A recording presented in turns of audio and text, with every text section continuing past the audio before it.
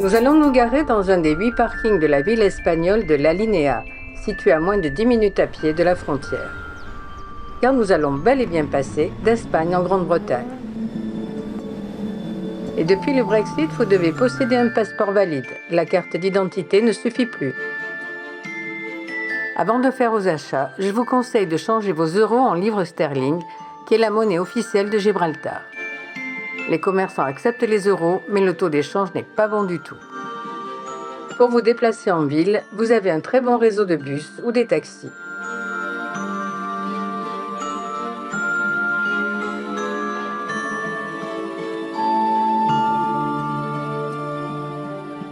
Il est 9h30 et les Espagnols sont nombreux à passer la frontière. Il faut dire que l'économie de Gibraltar se porte très bien. Le commerce, le tourisme et la finance sont de gros employeurs. L'impôt sur les sociétés est particulièrement bas, ce qui a attiré bon nombre de banques et d'entreprises. On en compte près de 20 000 pour 30 000 habitants. Beaucoup de bookmakers et d'opérateurs de jeux en ligne ont également déplacé leur siège sur le rocher.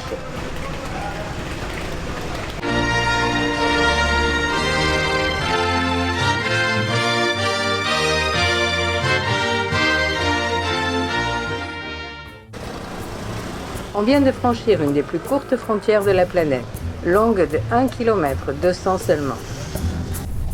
Autre singularité de cet endroit, les piétons et les cyclistes doivent traverser la piste d'atterrissage de l'aéroport international pour entrer en ville.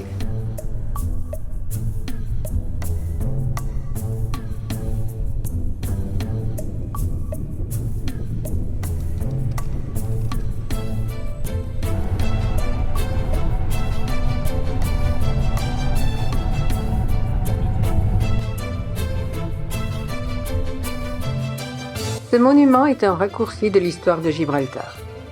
Depuis l'époque de Néandertal jusqu'à l'emblème de la Royal Navy, en passant par l'occupation gréco-romaine, l'occupation arabe et les guerres avec l'Angleterre.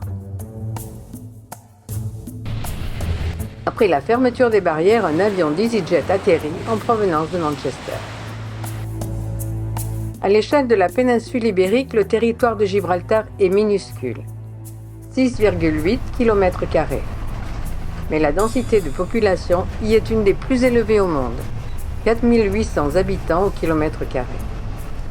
Les Gibraltariens sont des sujets de la couronne britannique depuis 1713. Je vous reparlerai du passé du pays tout au long de notre promenade.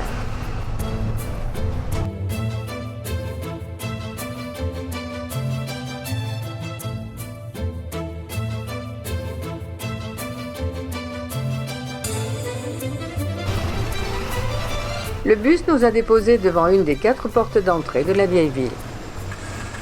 Les premières fortifications datent de 1160, quand Gibraltar était sous domination musulmane. Nous sommes sur la place la plus populaire de la ville. Son nom actuel vient de ces casernes fortifiées, appelées aussi casemates, construites par les Britanniques en 1817. Il y a 1000 ans, c'était une plage de sable sur laquelle ont été bâties les premières fondations de la colonie musulmane. Aujourd'hui, avec tous ces pubs et restaurants, vous êtes au bon endroit pour déguster tapas et fish and chips.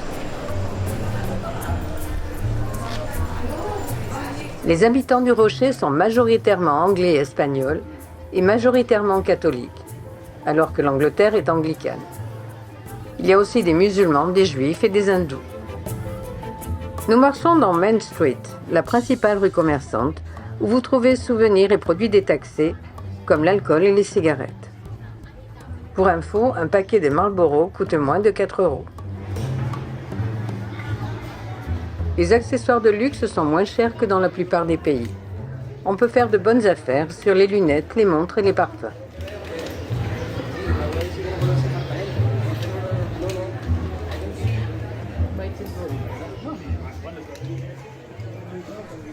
À l'extrême sud de Main Street se trouve la gare du téléphérique. Il nous amènera au sommet du rocher pour profiter d'une vue à 360 degrés et rencontrer les célèbres singes de Gibraltar. Our ride 412 meters up to the top of the rock will take approximately 6 minutes.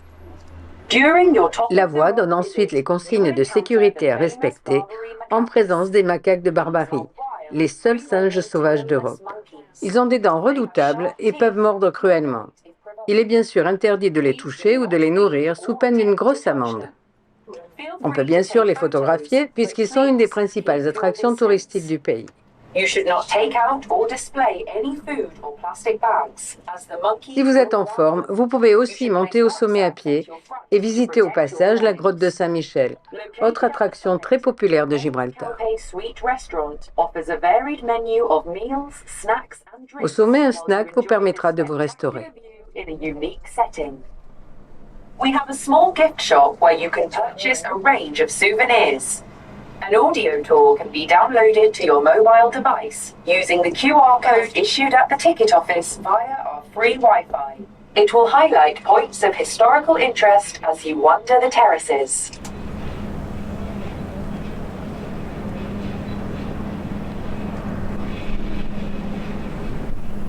Pas besoin de chercher les macaques, ils sont là. On ne sait pas vraiment qui les a apportés à Gibraltar. Certains disent que ce sont les Arabes et d'autres disent que ce sont les Anglais.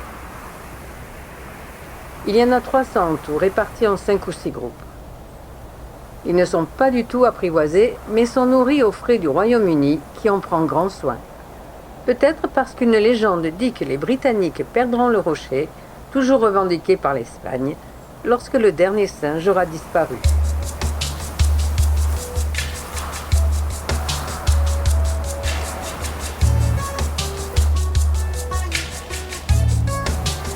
Je vais profiter de notre promenade au sommet pour vous retracer le passé mouvementé de Gibraltar. Première occupation connue il y a à peu près 30 000 ans par les derniers hommes de Néandertal. Les Phéniciens y fondent une colonie vers 950 avant Jésus-Christ, suivie par les Carthaginois, puis par les Romains. Gibraltar s'appelle alors le mont Calpé. C'est à Gibraltar que débute la conquête musulmane de la péninsule ibérique. Tariq Ibn Ziyad débarque en 711 et laisse son nom au rocher, le Djebel al-Tariq, devenu au fil du temps Gibraltar. Disputé entre Castillans catholiques et musulmans de Grenade et du Maroc au XVe siècle, il est conquis par les Espagnols en 1462. Pendant 2 siècles, Gibraltar reste sous la couronne espagnole, avant que les convoitises qu'il suscite ne poussent les Anglais, aidés par les Hollandais, à s'en emparer en 1704. Le rocher est officiellement cédé à la couronne d'Angleterre par le traité d'Utrecht en 1713. Par la suite, l'Espagne tente à plusieurs reprises de reprendre Gibraltar, notamment lors du Grand Siège de 1779 à 1783, mais ne parvient pas à en déloger les Anglais.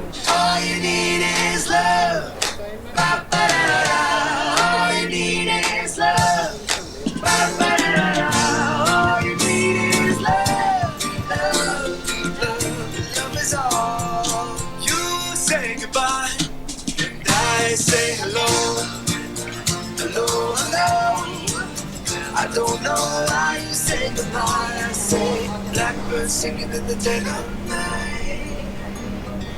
Take these broken wings and learn to fly. Bien qu'on soit en territoire britannique, on ne roule pas à gauche sur le rocher. Europa Point est le point le plus méridional de Gibraltar, mais pas de la péninsule ibérique. L'extrême sud de l'Espagne est la pointe de Tarifa. D'ici, par temps clair comme aujourd'hui, on aperçoit les montagnes du Rif, au Maroc. Hey Jude, don't make it bad. Take a sad song and make it better. Le phare de la Trinité surplombe la Méditerranée de 49 mètres. Il date de 1841, mais il est entièrement automatisé depuis 1994. Il est commandé depuis l'Angleterre par le service britannique des phares. En 2016, l'optique tournante a été retirée et remplacée par 2 lanternes LED. comes the sun and I say, Mis en service en 1878, ce gros canon de 38 tonnes a été découvert sous un monticule de sable. Après restauration, en 2013, il a retrouvé sa place originelle. Sous l'installation se trouve un petit centre d'accueil retraçant l'historique de cette ancienne batterie. There are places I remember in my life. Pour nous, la visite se termine là. Mais si vous avez plus de temps, voici d'autres activités très appréciées par les voyageurs. it's getting hard to be someone, but it all works out. It doesn't matter much to me. Let me take you to Penny Lane. There is a barber showing photographs. On reprend le bus en sens inverse pour retraverser la frontière, en même temps que des centaines d'autres personnes. Eleanor Rigby picks up the rice in the church where a wedding is being. Lives in a dream, all the lonely people.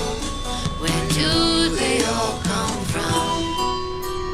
All the lonely people. Dernière info avant de nous quitter, c'est à Gibraltar que John Lennon et Yoko Ono se marièrent le 20 mars 1969. I still believe all you need is love. I still believe in the fact that love is what we all need. Yoko. John. Yesterday, all my troubles seem so far